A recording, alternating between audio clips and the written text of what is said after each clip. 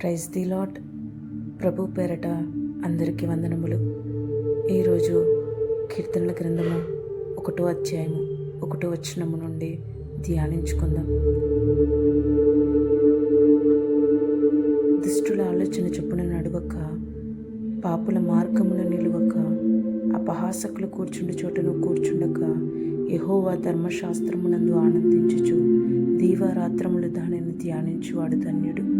అతడు నీటి కాలువల ఎరున నాటబడినదే, ఆకు వాడక తన కాలమందు ఫలమిచ్చి చెట్టు వలె నుండును.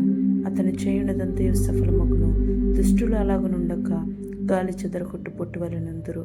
కాబట్టి న్యాయ విమర్శలో దుష్టులను, నీతిమంతుల సభలో పాపులను నిలువరు. నీతిమంతుల మార్గము యెహోవాకు తెలియను, దుష్టుల మార్గము నాశనమునకు నడుపును. ఆమేన్. దేవుడు మిమ్మును మీ కుటుంబమును దీవించి ఆశీర్వదించును గాక. అనుదినము వాక్యాన్ని ధ్యానించుకొనండి, దైవ దీవెనలు పొందుకొనండి.